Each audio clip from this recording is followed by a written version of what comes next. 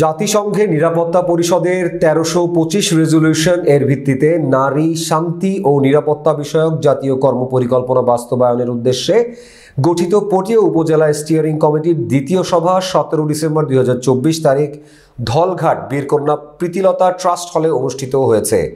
Global network of women peace builders এর সহায়তায় বাংলাদেশ নারী প্রগতি সংঘ কর্তৃক বাস্তবায়নাধীন টেকসই শান্তিতে অবদান রাখতে বাংলাদেশি নারীদের ক্ষমতায়ন শীর্ষক প্রকল্পের আওতায় পটিয়া উপজেলার সরকারি কর্মকর্তা, নারী নেত্রী, শিক্ষক, সংস্কৃতিকর্মী, স্থানীয় সরকার ও যুব প্রতিনিধিদের নিয়ে গঠিত উপজেলা স্টিয়ারিং কমিটির এক সভা কমিটির সদস্য সাবেক প্রধান শিক্ষক রোকেয়া আক্তারের সভাপতিত্বে অনুষ্ঠিত হয়। এতে বক্তব্য রাখেন বাংলাদেশ নারী প্রগতি সংঘ চট্টগ্রাম কেন্দ্রের ব্যবস্থাপক ও স্টিয়ারিং কমিটির সমন্বয়ক ফেরদৌস আহমদ, উন্নয়ন কর্মকর্তা এস.এম.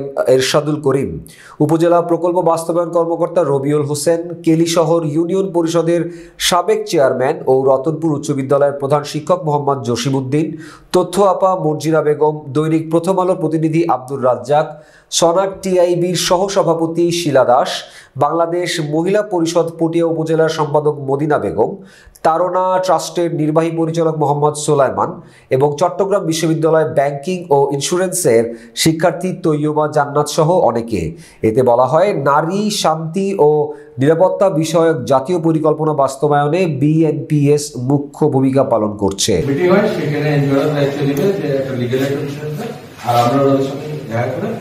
লিটিগেশন বা অন্যান্য কার্যক্রম যেগুলি আছে সেগুলি কিভাবে সহজভাবে পর্যায়ের মানুষ পেতে পারে সেটাও রাজ্য হয় এবং সেখানে যেহেতু জেলাতে এক এক পর্যায়ের 10 সাহেব থাকে, খুব বেশি করা যাবে না। এখানে একটা স্টিয়ারিং কমিটির সংখ্যক সদস্য মিলে হিসেবে দেখা করবো। যে পর্যায়ে যে এসএসসি একটা পরিবার আছে, বিশাল সদস্য তাদের, তো এই গ্রুপটাকে আমরা কাজে লাগাতে পারি দেখবার প্রস্তাব অনুযায়ী, এবং সবাই আমরা সিদ্ধান্ত নিলাম যে নারী শান্তি নিরাপত্তা উপজেলা পর্যায়ে যে কর্মসূচিগুলি হয় তাদের সাথে আমরা একদিন একটা বৈঠক করে আমাদের উপজেলা পর্যায়ে গ্রাম আদালত কার্যকরণে একজন স্বতন্ত্র কর্মকর্তা আছেন, ওনার সহযোগিতায় এবং উপজেলা নির্বাহী অফিসার মহোদয়ের সহযোগিতায় আমরা পটিয়া উপজেলার সবগুলো ইউনিয়নে গ্রাম আদালত কার্যকর বিষয়ে সক্রিয় ভূমিকা পালন করব। এবং আমি যেহেতু একটা ইউনিয়নের নিবন্ধকের দায়িত্বে আছি, সেক্ষেত্রে ওই ইউনিয়নটাকে মডেল হিসাবে নিয়ে আমরা এখান থেকে গ্রাম আদালতটা পুনরায় কার্যকর করার ব্যবস্থা গ্রহণ করব।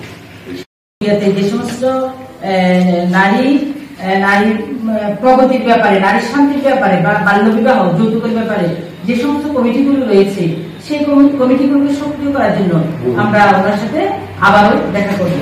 দ্বিতীয়ত হচ্ছে আমাদের ভারপ্রাপ্ত কর্মকর্তা যিনি আছেন, আমরা সাহায্য নেব।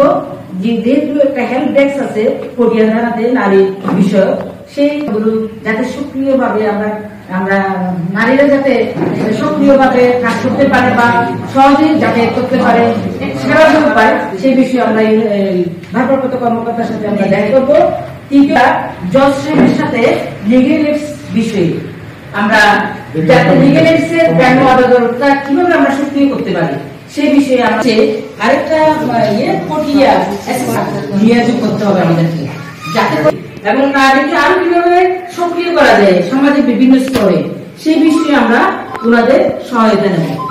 ধন্যবাদ সকলকে, ভালো থাকবেন।